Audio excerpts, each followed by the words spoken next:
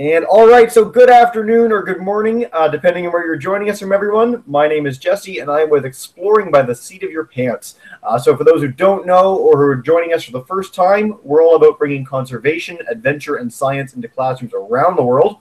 We're really excited today, but today is World Water Day. So we've got a slew of hangouts with people working with water issues all around the world. We've had some of the aquariums, water engineers, and today with the Water Brothers too. I'll introduce them in just a second, but first let's go through our 4 classes from across the continent that are here with us right now.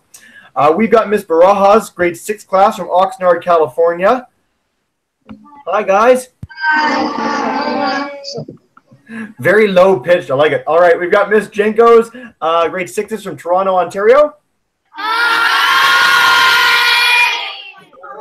We've got Mrs. O'Dukayans, grade 6s from Alameda, California, joining us for the first time ever. Okay, that's going to be hard to top for the other classes. We've got Miss Carton's grade 1 through 3s in Anchorage in Alaska. No. How come I don't have a picture? And the 5th one, yeah, the first one doesn't have a picture, but we have, who do we have? We have 5th class. Miss Gibson, can you hear us? Here, Miss Gibson, we can hear you. Grade 1s, Deerfield, Illinois, right? Yay! All right, well, if your picture doesn't work, that's okay, as long as you can see us. Okay. Cool. All right. Of course, the reason you guys are all here today is for our speakers. We're joined live also in Toronto by the Water Brothers, Alex and Tyler Mifflin, who have their eco-adventure series, also called the Water Brothers, in TVO. They've traveled around the entire planet seeking out stories about water issues and how to solve them. And we're so happy to have them here on World Water Day. So without further ado, guys, take it away. Thanks for joining us. Well, happy World Water Day, everyone. Alex and I are really excited to have a chance to speak with you guys about some of the big challenges that we're facing, more importantly, the solutions and the things that we can all do today on World Water Day. But every day, Alex and I like to say every day should be World Water Day because water is our most precious resource we have on the planet. And so what we're going to do today is we're going to go through a presentation talking a bit about why we care about water, some of the challenges we face, and the solutions that we can all take to help better protect our freshwater resources and our oceans. So we're just going to get that presentation started. So you're not going to see us. You're going to see some images and some videos, but then we're going to come back later. We can answer some any questions you guys, the classrooms, have. So just give us 1 second. I'm going to get the screen for the presentation. 1 second.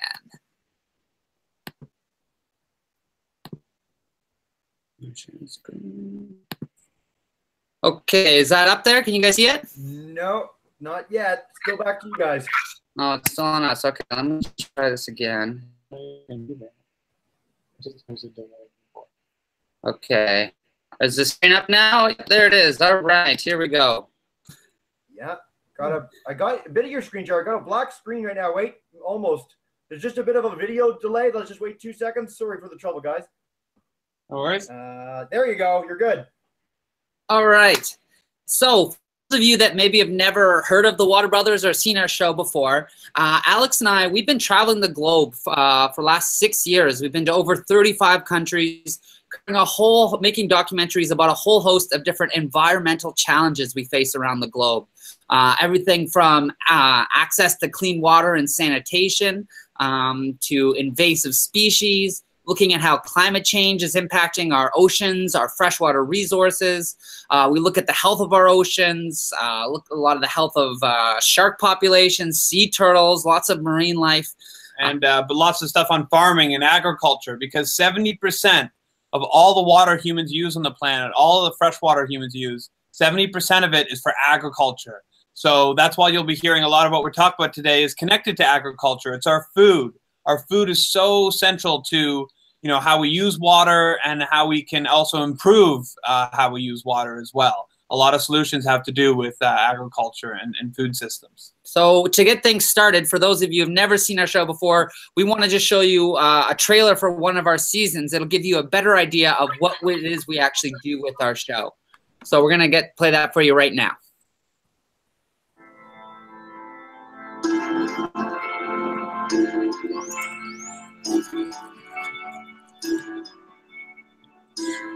We're getting our last look at the mainland right now. Next stop, Coco's Island. It's so cool to think that that we're floating at the lowest point on Earth right now. Life as we know it requires liquid water for its survival. We're really excited to get into the water because the entire reef ecosystem changes at night. Oh, that's huge! It's huge!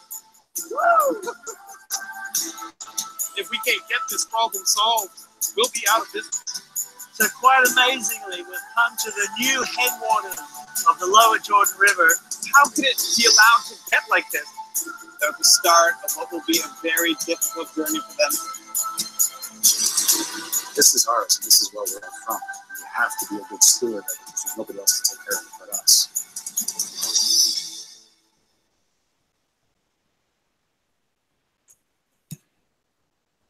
So in this show, we look at a lot of different topics. Things like plastic in the ocean, like I was saying before, how we grow food using less water, invasive species, overfishing in the ocean, a lot of different things. Water and space. We look at how space exploration is really tied to water, both looking for water on other planets like Mars or different moons like Europa, to how astronauts survive in space and how groups like NASA also study water right here on Earth. But we do face some really, really big challenges with water. Some of you may know that there's almost 800 million people around the world that don't have reliable access to clean water. They can't turn on the tap like you or I and get clean water to drink whenever they want. But an even bigger problem is that over 2 billion people around the world don't have reliable access to a toilet. So these are two of the biggest challenges we face when it comes to water around the world. And, living here in North America, we can often take for granted how lucky we are to have clean water coming out of our taps and to have toilets at our schools. Imagine how hard it would be to go to school without toilets. But that's a reality for a lot of people around the world. Unfortunately, a lot of water issues can be really, really sometimes sad. They can be a little depressing because they're so big. They're going to be so hard to solve. But what we try and do in our show is we always try and have fun. We try and look at the positive side of these problems because we want to inspire people like yourselves to get excited about solving these big issues. So we're going to show you a clip. Oh, no, we don't have the clip? No. Okay. We're going to keep moving because we have so short time. Yeah. But so moving along, what we want to talk to you guys a bit about today on World Water Day is why we focus on water. We're looking at environmental issues, but why do we look at them through the lens of water? And we want to talk about why we think you guys should care more about water and think more about water. And these ideas, we want you to talk with your friends and family to get everyone else around you aware of why water is so important and why we need to think more carefully about how we use water in our day-to-day life. So the first one is that water is life. There would be no life on this planet as we know it if we didn't have water. Water is the foundation for all life on this planet. So that's a pretty good reason to care about it. That's a good starting point. But, moving along, our bodies are made of water. Our bodies are about 60 to 70% made of water. So we're really big walking blobs of water. But why that's so important is because this is why you really need to know about where your local source of drinking water comes from, because you are made of that body of water. You probably have heard the expression, you are what you eat, which is very true because a lot of water goes into making your food, which we're going to talk about in a minute. But you also are the water that you drink. So learning about where your local source of drinking water comes from and learning about any threats that it may be facing or ways that you can improve the health of that water or that freshwater ecosystem are really important because we are made of the water that we eat and drink. So it's a really important reason why we should care about water. Another important reason is that water is our playground. Think of all the ways that you like to have fun, whether you're at recess in school or outside of school. It almost always requires water, whether it's playing soccer on a field, which needs water to grow that grass, or going skiing or snowboarding, or if you're like us Canadians, playing hockey on frozen water. Everything you do, baseball, football, whatever it is, it all requires water. So that's a pretty good reason to care about water because water can be fun. Water is one of the most fun things to play on or play with. So that's an important reason to care. But it's also because it's in everything we eat, we consume, we use, we buy. Everything requires water, from the computer the computers that we're using right now. We've required a lot of water to produce. All the food you eat, the clothes you're wearing right now required a lot of water to make. Everything requires water, including the screen that you're watching us on right now. But there's also a lot of water in our food. This image right here, this shows you some examples of a concept known as virtual water. So this is how much water it takes to make, common everyday items we may consume. So look at the top left there, a glass of milk, 200 liters of water to make a glass of milk. It's kind of mind-boggling. How do you fit 200 liters into a glass of milk that's like less than half a liter? Milk comes from cows. Cows need to drink a lot of water, but they also eat a lot of food. And if you want to grow all that food for cows, you need to use water. So a lot of the water it's embedded in the milk, because to create a glass of milk, a cow had to eat a lot of food to produce it. And that food required a lot of water. But to process the milk, to transport it, to get it to the grocery store, that requires energy. Energy requires a lot of water. So these are all these hidden, sources of water that are required to create our everyday food items. And then look at the bottom here, 2,400 liters to create a hamburger. That's a quarter-pound hamburger. So that's a tremendous amount of water. And a lot of livestock and dairy products require a lot of water because cows are very thirsty. They're very water intensive. So when we're talking about solving issues in regards to water, we have to think about what are the types of food, or how are we growing our food? How are we using water to grow our food? Can we use water more efficiently to grow our food? Can we use less water and grow more food for a rising population that's eating more water-intensive things in their diet? This is a really big question that we need to work on if we're going to have a sustainable water future. Absolutely. And it's not just our food. I'm great. I'm happy to see we have a classroom from California, because a couple classrooms from California, because here in Canada, in Toronto, where we are, we actually consume a lot of the produce and vegetables that are grown in California. So you may not think about it, but here in Toronto, we're connected to water issues in California because we're consuming some of the produce that you guys grow there. Same thing with our technology. Our computers are probably not made here in North America. They're made in places like China. Or our clothes as well. They're made in other parts of the world. So it's through the food we eat, the technology and things that we buy, and the clothes that we wear, that we're connected to water issues all across the globe. So it's really important that we start thinking about these challenges from a global perspective. Act locally, but we have to think globally. That's really important for overcoming some of these challenges. And just going to touch on the clothes issue for a little bit. You guys can just sort of guess in the classroom here, but we want to see how much water it takes to make a pair of jeans. So in your classroom, if you want to raise your hand, if you think it's A, 800 liters, or if you think it's B, 1,400 liters that goes into making a pair of jeans, or is it C, 3,600 liters to make a pair of jeans, or D, 8,500 liters to make a pair of jeans? Well, for those of you that guessed D, you are correct. It's 8,500 liters of water to make a pair of jeans. And I know that 8,500 liters can be a hard sort of number to figure out, like, how do you visualize that? Well, that's about 50 bathtubs worth of water that went making your pair of jeans. Now, we're not telling you this because we want you to feel guilty about wearing a pair of jeans. Alex and I are both wearing jeans right now. We're telling you this because we want you to think about how much water goes into all the things that we consume on it and use on a daily basis. Just like the glass of milk or the hamburger require a certain amount of water to be made, so do our clothes and so the technology.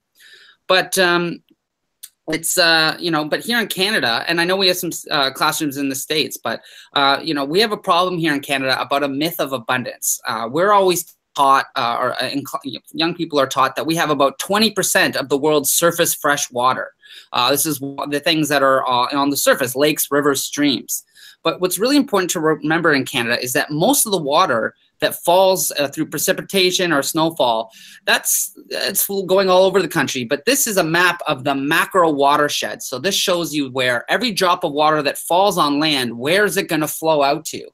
And if you look at the majority of Canada in the purple and the yellow, most of that water is flowing north out into the Arctic Ocean or Hudson Bay, away from where most of the people in Canada live. So in Canada, and this same thing applies for the United States, we're all using and polluting a much smaller percentage of the water that's in our country. So it's really important that we start thinking about how we're using water and come up with ways that we can try to reduce our consumption of water and reduce pollution in water. Yeah, but for our American audience, it's also the same things apply. We have a global myth of abundance too. So if you look at this image right here, this is an image of the Earth with all the water in the oceans and our lakes and rivers all taken off of it. And this is what it would look like if you put it next to the Earth in a cube to compare it. It's not that big, right? It sort of puts things in perspective about how little water we have compared to the size of our planet. But if you break that down, you can see now the same amount of water in a sphere. If you look at the big blob, the big sphere, that's all the water on the planet. And that smaller sphere, that's all the fresh water. And so only 3% of all the water we have on Earth is fresh water. But if you look really closely at this image, you'll see another blue dot at the bottom, below the sort of smaller sphere, that tiny blue dot. That's all the water that we have that's easily accessible to humans. That's all the water that we're sharing between all of us for our food, that everything. So if you actually break down that 3% fresh water, we have even less of that that's actually available to us, because most of that fresh water on the planet is actually trapped in ice caps and glaciers in places like Greenland, in the Arctic, and in Antarctica. That's about 68% of all that fresh water is trapped there. So that's in places where we can't really easily access it. And 30% of that 3% is actually locked up in aquifers and groundwater. And we can access some of that groundwater, but we have a tendency around the world to use groundwater unsustainably. That's like, groundwater is like wells, if any of you have ever seen a water well before. So a lot of that water we can't easily access, and when we do, we have a tendency to use too much of it or use it too quickly before it can be replenished.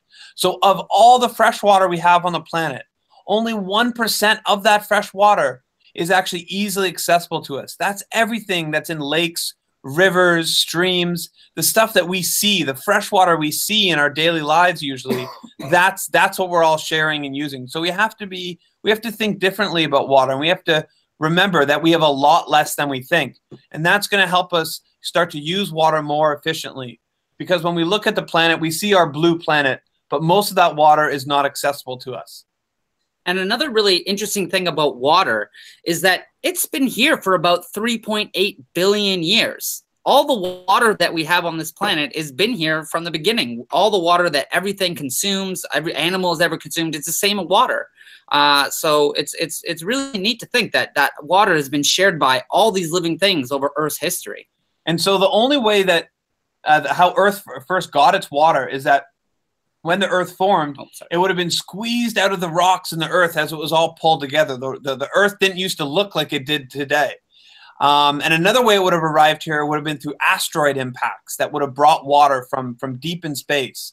So we can't get any additional sources of water. We've had the same amount of water on this planet for billions of years. And it's been going through the water cycle. The same water that the dinosaurs drank is the same water that you drink today. So the water that you drink today could have once been dinosaur pee. That's what's kind of funny to think about water, but it's also kind of amazing. We share water with all living things throughout all of Earth's history. We're all surviving and living on the same water molecules that have kept life going on this planet for millions and billions of years.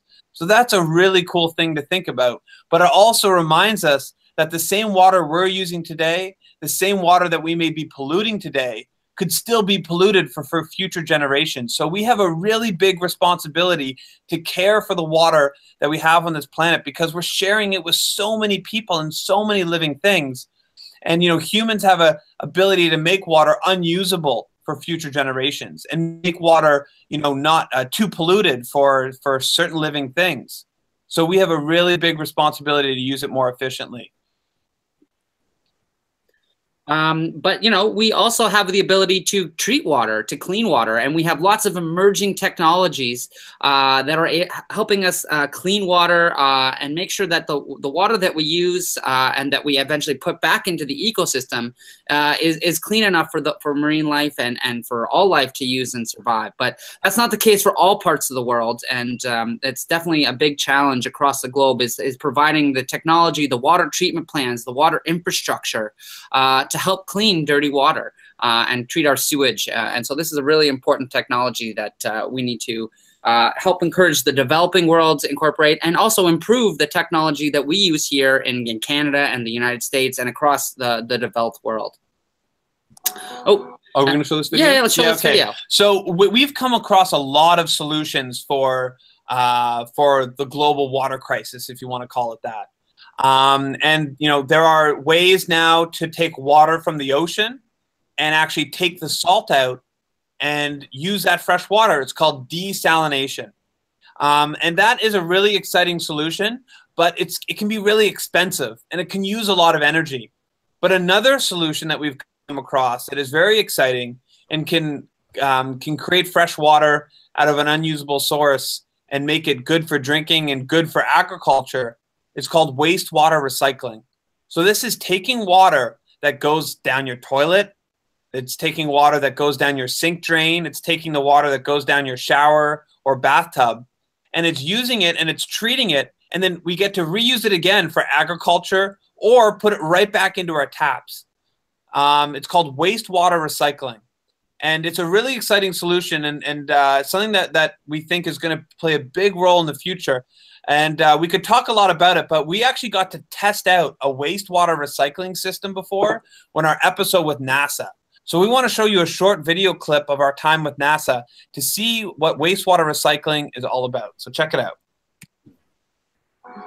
On average, it costs over $60,000 to send a liter of water into space. So anytime you can cut down on the amount of water you send up into space, it leads to huge savings.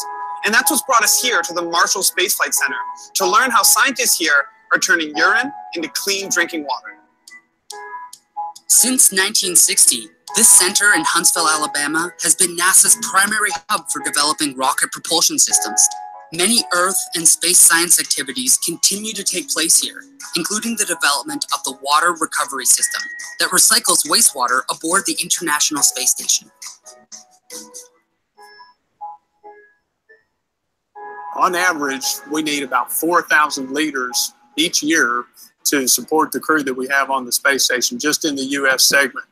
That costs about $250 million to fly up that much water. So that's how much we're saving with this water recovery system. So it saves a lot of money and it allows more astronauts to, I guess, maybe even stay longer up there. Exactly. We basically were able to double the size of the crew and therefore do twice as much science. And we're going to get to test out the urine processor today, right? Absolutely. We need some samples. We need some urine so that we can go off and show you guys how this system operates. Time to give a donation.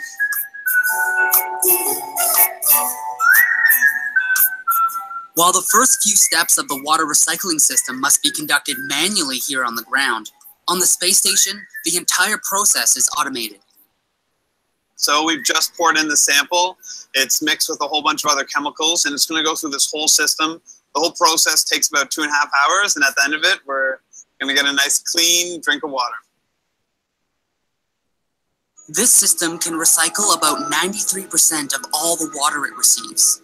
The process starts by separating the water from urine through evaporation with a distillation machine that spins to recreate the effect of gravity. Once the water vapor from the urine is removed, it condenses on the outer wall of the distillation machine and is then combined with wastewater from the astronaut's breath, sweat, and washing needs. From there, the wastewater is sent through a multi-filtration bed and oxidation reactor before it is cooled and ready to drink. So Lane, just a few hours ago, this was a bucket of pee. It had some of me, had some of Tyler, had some of you and some of your colleagues. And now, after showing us how it all works, there's only one way to find out if it's good to drink. That's right. You're going to have to do the sample. All right. Cheers. Cheers.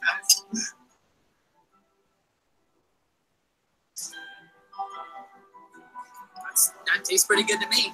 That's excellent. Yes, it's good quality. It's great, yeah. So that clip, we really enjoy showing that, because you know what's really funny, all you guys out there, is that you've drank recycled urine before. All of you have drank recycled urine before. You just maybe didn't think of it like that, because remember when Al said all the water on this planet has been here for 3.8 billion years. It used to be dinosaur pee, and now it's the water that's coming out of our tap. It's gone through a water cycle, and Mother Nature knows how to clean it over a long period of time. But humans have developed technology to clean it at a much faster rate. And NASA's probably got one of the quickest ones at 2.5 hours to turn urine into clean drinking water. And that water was extremely clean and pure. So it tasted fantastic. No problems there. So we're going to talk a little bit about the big environmental challenges we face in the world today with water. And there's so much to talk about that we're going to have to kind of go through this quickly, because we want to make sure we have time to answer some of your questions. But climate change is a big one. Climate change is really a story all about water, because as the planet's atmosphere heats up, that can make more water evaporate. Warm air can hold more water moisture in it. So we're seeing more intense floods. We're seeing more intense storms, more intense forest fires, more intense droughts. You know, you get more evaporation when it's hot out. So it's water that's on the move. That's the story of climate change, whether it's in the ocean or fresh water.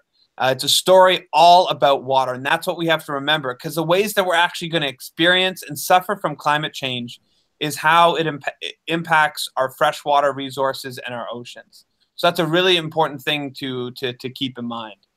Another big one that we want to briefly mention is the loss of biodiversity. So the loss of wildlife on this planet. And this is a really, really big issue. Globally, in the last 40 years, we've seen about half of the world's wildlife decrease in population by about 52%. So there's 52% less animals on the planet than there were almost 50 years ago. And where we're seeing some of the biggest declines in marine life and just life in general is in our freshwater ecosystems. And a lot of that comes down to the fact that we've polluted a lot of these freshwater ecosystems, but also we've just lost them. We've lost river systems. We've lost wetlands. We've taken the water out. We've drained rivers. We've drained lakes. We've drained wetlands to build cities, to build farmland, to grow our food. We've drained these waters, and that means less habitat for freshwater species. So that's why freshwater animals are some of the most threatened animals on the planet today in terms of the habitats where they live. So that's a pretty important reason to care about what's happening to water around the world. Another big issue is pollution. There are so many different types of pollution we could talk to you about today, but we're going to focus a little bit more on plastic pollution, because we think this is an issue that all of you young people out there can do a lot about right now. So we're seeing buildup of plastic in our lakes and rivers and in our oceans as well. And one of the problems is because we have so many different types of plastic that we use for just a few seconds or just a few minutes, but they last potentially for hundreds and hundreds of years in the environment. So we have to think differently about how we use plastics in our daily lives. Making sure that we don't use plastic bags, things that we don't really need. We have alternatives to them as well. Another big one, if you look at the top left corner of this image right here, you'll see that sanitary wipe. Some people use them now instead of toilet paper. Sometimes they're called flushable wipes, but they are not flushable. You should not flush them down the toilet, because these things, they're plastic. They end up right in our waterways. They can clog our sewers. So they're very problematic. And we're going to talk to you a little bit more about things to do with plastic towards the end as well. Which we're coming to right now. So how do we solve these challenges? We'd like to talk more about the problems, but we think, we only have a couple more minutes. Let's talk about solutions. First one is we want you guys to start thinking big about solutions. You guys have probably often been taught one of the things you can do is to take a shorter shower or to turn off the tap when you brush your teeth. And these are great things that we really want you to do. But in order to solve the challenges that we're facing, we have to do a lot more, and we have to think bigger. So we want you to keep taking shorter showers, and we want you to turn off the tap when you brush your teeth. But what we also want you to think a little bit more about is our diets, is the food we eat, because a lot of water, if you remember the virtual water, a lot of water goes into making the food that we eat. So 70% of all fresh water is for growing our food. So that means when we're thinking about solutions, most of our solutions are coming down to food. It's coming to agriculture. It's how do we get smarter about using water for agriculture? Absolutely. And just to highlight this point, about 10 hamburgers, the water it takes to make 10 hamburgers is equal to 1 year's worth of shower. So that's 1 shower a day for 365 days. So if you were to eat just 10 less hamburgers, you would save the amount of water, all the water that you use taking a shower all year long. So, you know, it just gives you an idea of the things you can do. We want you to try and take shorter showers and use water more sustainably in your daily life. But also remember that just by cutting out different types of foods, reducing the amount of meat that you eat can have a really big positive impact on your water footprint and your carbon footprint. Yeah, so when we're not saying you have to be a vegetarian or something like that to make a difference, but if you just decide to say, oh, you know what? Instead of having a beef hamburger, I'm going to have a veggie burger. If you do that 1 time a week, you're going to save way more water than you ever would by taking a shorter shower or turning off the tap when you brush your teeth. So you got to remember that it's your diet as well. And that also goes for seafood. You got to be more careful about the types of seafood we eat.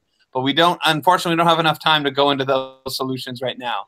And another thing we're thinking big is we want you guys to, you know, think about saving energy. This is really important because a lot of water goes into making energy. In order to produce energy, it requires a lot of water. So anytime you guys can save energy, reduce your carbon footprint, that's going to have a really positive impact on the planet. Yeah, and also to remember when you're using water at home, a lot of energy in your home is used to heat up that water. So we heat up water in our homes to do many different things. But by cutting down on water use, you aren't just saving water, but you're also saving energy. And that's a really important thing to remember about why it matters to conserve just in your daily life in your home. And also, you know, we can talk about water infrastructure, but it's probably too much to go into right now. But we have to remember that water is central to everything in our lives. It's what's established, you know, the first explorers in Canada and the US, they use water to explore our countries. The indigenous peoples of our countries are very closely spiritually linked to water and protecting the health of our waters. And we have a lot to learn from the indigenous peoples of North America and around the world about how we should care for water. We have to remember that water is part of what makes life worth living. You know, we have, like we said earlier, we have fun with water. All of our food comes from water. Our clothes are made of water. Our computers need water to be produced. Even the internet that we're using right now to communicate with each other, they're run on servers which use huge amounts of water. So everything requires a lot of water and a lot more water than we think. And we have a lot less water than we think on the planet as a whole. These are some of the ideas we hope you can come away with from our short time together. But what we're going to leave you with now is just remind you that you can check out and learn more on our website, thewaterbrothers.ca. If you're some of our Canadian audience, you can see all of our episodes online on our website. And if you're some of our American audience, you can check out, if you see on the screen right here, Dive Deeper. You can go online and see clips from our episodes, and you can learn more about all these subjects by going and checking out Dive Deeper. They're fun animated stories that are great for young students as well. So right now, we're just going to, that's the end of our presentation, and we're going to leave it open to the classrooms to ask us some questions. We had to rush through at the end there because we wanted to make sure we have lots of time for all of you because we know you may have lots of questions for us. And you can ask us anything you want about water, the environment, water animals, the ocean, anything you want. I think Jesse's going to help manage this because I'm sure there's lots of questions out there. So we'll leave it to you, Jesse. Thank you so much, guys. That was awesome. You'll just have to come back for a second presentation because you cut out on so much. Yeah. So we don't want that. All right. Miss Barajas, I know you guys had to leave probably like 4 minutes ago. I don't know if you're still there for a question. If you are, no, new class filling in. Yes, I have my second group is coming in, but I will share the presentation with this group. What I wanted to ask was I guess like documentaries, are they put all online? Yes. Well, if you're in Canada, they're all available online, and if you're in the U.S., we're going to have a bunch of our episodes going up on YouTube. We believe in the next few weeks. In the next few weeks. But yeah, you can check out all of our episodes have dive deeper stories. So these are interactive 5-minute stories with short clips from the episodes and cool animations and lots of infographics. So you can learn about all the issues we cover in our episodes through our dive deeper stories, which you can access in the U.S. through our website, anywhere in the world. Yeah. Cool. Excellent, guys. All right, Miss Jenko's class, if you guys have a question. Someone? Hi, guys. Hi. Hey, do you guys have a question for the Water Brothers? Yeah. Why is water so expensive to travel up to space? Because water is very heavy. Water is actually one of the heaviest things around. So to launch that much water, you need a lot of energy. And so that means just to launch, a few thousand or a few hundred liters into space, you have to burn a lot of fuel to lift it up that high. You can even just do the experiment in your class, fill a bucket with water and see how heavy it is compared to anything else you can fill up that bucket with. It's quite heavy. So it's about the weight of water that makes it so expensive to launch into space. Great question. All right, before we go to the other classes live with us, we have a class in Bangalore, India that's joining us live on YouTube. And so I wanted to pass on their question. So deep question. Cape Town, South Africa is almost at day 0 where they run out of water, and their class wants to know how can the students in Bangalore avoid their city from ending up with day 0 as well. That's a great question. Yeah. There's a lot we can do. A lot in terms of municipalities running out of water. One of the things we can do is to help improve the water infrastructure network. A way a lot of cities can run out of water is because there's leaks in the pipes. All the water infrastructure network that brings water to people's homes. A lot of this infrastructure is very old, has lots of leaks, so they lose a lot of water. So encouraging municipalities to improve water infrastructure is a great way to make sure that you don't waste water. On a large scale, but there's lots of other things that anything that you can do to reduce carbon emissions and fight climate change, that's always going to help improve long-term water security. Another big solution is planting trees. Trees have a really big role in the water cycle because they transpire water. So when we say transpire water, that means that when trees take up water into their roots, over 90% of the water they take up in their roots, they don't even use. Trees emit them into the atmosphere through their leaves in a process called transpiration. So they emit water vapor, so water as a gas. So when you plant more trees, you can actually increase the amount of water that's going up into the atmosphere, and that can mean more rainfall for your city as well. That can encourage, trees can help reduce water from flowing too quickly out into rivers. They can slow down water. They can keep water around your city for longer. They can make sure that water is there to be shared by the city residents for longer periods of time. So planting trees is a really big solution as well. So those are a couple. Yeah, I think those are a couple good things to start with. Yeah, but there's lots more you can do. If you watch our episode, "The Flying Rivers," you can learn a lot more about that. Yeah, and then of course food, making sure that agriculture is not using all the city's water, and making sure that we're doing everything we can to help farmers use water more efficiently. That's really key. Outstanding, guys. Great answer to a deep question. All right, let's go to Alameda, California, to Mrs. Odukayan's class. You guys have a question? Come on up. Yes, we do. All right. Come on, Viola. Sorry, can you ask that again? We can't really hear you. Maybe come closer. Come closer. Or pass it on. There you go. Friends, yeah.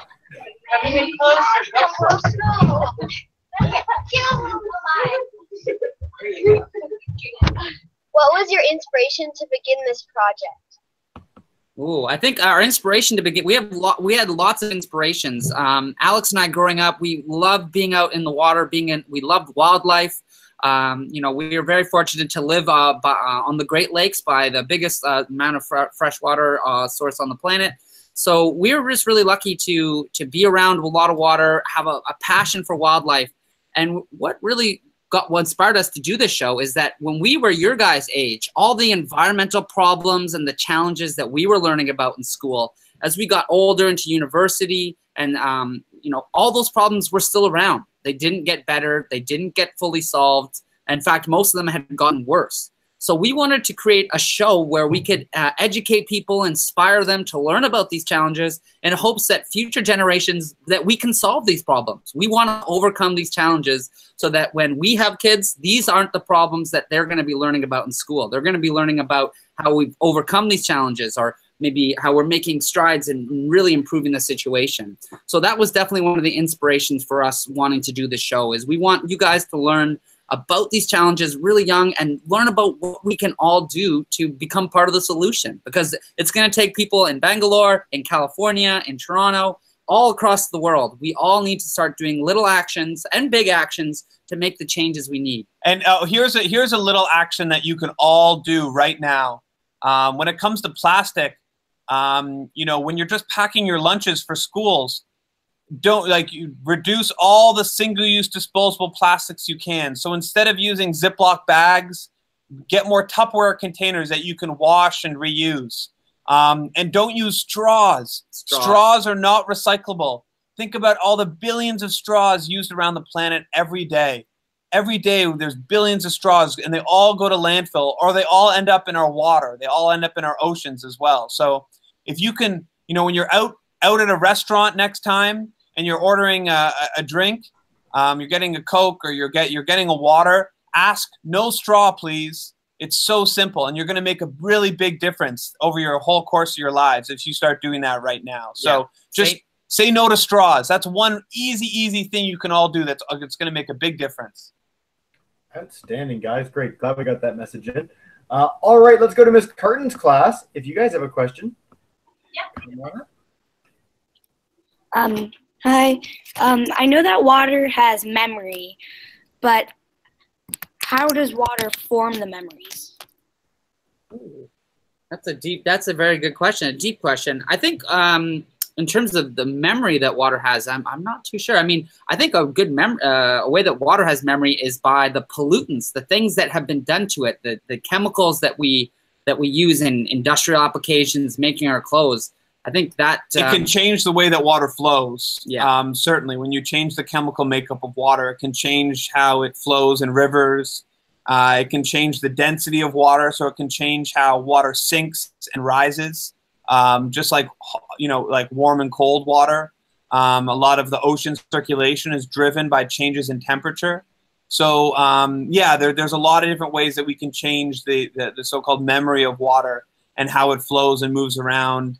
By reducing pollution. That's a big way. And also climate change as well, because climate change is going to have a big impact on how water flows, on how water evaporates, on how water in the ocean sinks and rises as well. And that's going to have big impacts on global climate, because the ocean regulates global climate in many ways. Yeah. So yeah, again, trying to reduce your carbon footprint, anything you can do to reduce your pollution or carbon emissions, you know, taking a green commute to school, if you can ride a bike to school, or carpooling with your friends and other families in your neighborhood, you know, trying to encourage your parents to, you know, use less energy, install energy efficient appliances. Again, and we're going to stress it enough, your diet. Your diet is your biggest connection to the environment and to water. So trying to move towards a less resource-intense, water-intensive diet can have huge implications, positive impacts on the environment. Yeah. Awesome. All right, we've got time for 2 more questions. So the last 2 classes, so Miss Gibson and Mr. Steltman, with both your classes, I won't be able to demute the mic. So we'll start with Miss Gibson. If you just come up to the front on your computer, little microphone symbol at the top, if you click that, you'll be demuted, able to ask a question. And if it takes more than a few seconds, we'll go to Mr. Steltman's class first. There we go. Are you good? Yeah. Yeah? Yeah. Why do people drink polluted water if they know they're going to get sick or die? Well, that's a very good question, and unfortunately, it's a very unfortunate situation in the world today, because you know we need water to survive, and sometimes the only source of water that people have is a polluted source, and it can cause them to get sick. And they know that it could cause them to get sick, but the alternative of not drinking water is dying. Yeah, it means you can't survive. So unfortunately, that's the reality for a lot of people, and especially a lot of young people in the world today. And that's why it's so critical that, when we improve access to clean water in the developing world, it's not just about charity. It's not just about, building a well in another nation. It's about empowering local people to take control of their own water resources so that they can build the water infrastructure networks themselves, so that we can train them to make any repairs, and that we can instill sort of business acumen, business skills into those local people, so that they're able to run water networks and sanitation networks as a business, so that they can bring in money and finance, future upgrades and repairs themselves, so that they're not entirely dependent on charity to fix their water problems, for indefinitely. So that's a really big thing we need to work on globally, is making sure that when we talk about fixing water problems, it's not just about charity, it's about empowering people to take control of their own water situations. And sometimes it can just take a little bit of financial help and a little bit of expert training to do that. So yeah, it's an important thing that that we can all help on around the world, and remember that it's not just about charity, it's about empowering people. It's been really great with all your answers, guys, showcasing all the ways that people can help. So for all the classes to take that home with them at the end, that's awesome. Let's go to Mr. Steltman's class. If you guys want to ask a question, just go right ahead. Yep. How can we clean the sewers? How can we clean the sewers? That's a great question. I mean, sewers are inherently kind of dirty places because they're taking away all our wastewater, all the things we flush down the toilet.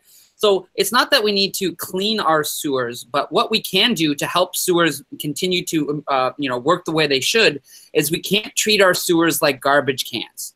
It's a really easy way to do that. And there's only 3 things that should ever go down the toilet. And that's number 1, number 2, and toilet paper. So poo, pee, and toilet paper. Those are the only 3 things that should ever go down your toilet. And if we just do that, and we don't put any plastic or garbage or dental floss or anything else down the toilet, that's going to help keep the sewer operating the way it should. So when all that sewage reaches the treatment plant, they just have to treat those things. They don't have to get all the plastic out of it. They don't have to get all the fats, oils, and greases. That's another big thing too. So a lot of people, when they cook, say, bacon, there's all that fat left over in the pan. Some people just pour that down the drain. And unfortunately, when that goes down the drain, it actually hardens, and it can create blockages in the sewer, and it builds up, and it can actually cause sewers to back up and flood city streets and flood into your homes as well. So, that's why it's so critical that it's not so much like cleaning the sewers out, although that does help. But the more impactful thing is to not put garbage in there in the first place. And remember, what goes down your drain ultimately comes back to all of us eventually. So, don't treat your toilet like a garbage can. You have a garbage can for a reason. It's for garbage. And that's where all your garbage could go. So just like Tyler said, the only things that go down your drain are water, number 1, and number 2. That's it. Everything else either goes in the garbage or somewhere else. Awesome, guys. All right, before we do a final message with you guys, anything you want to impart to all the classes, what we do at the end of every hangout is have all the classes join me in saying a big thank you to you guys so much for joining us. So Ms. Janko's class, Mrs. Odukayan, Ms. Carton, if you guys want to join me in saying a big thank you to the Water Brothers for joining us. Thank you, guys.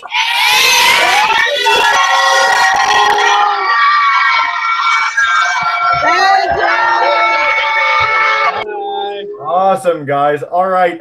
So nice to all join us on World Water Day. So, guys, anything else you want to say before we head off? Yeah, absolutely. We want to wish all you guys happy World Water Day, but we want you to remember that every day is World Water Day. Water is life. Water is our most precious resource, and we have to take better care of it for our generations, for future generations. And it's not that hard. It's making small little changes and thinking globally, but acting locally. So happy World Water Day, and tomorrow, happy World Water Day again. Thank you so much, guys.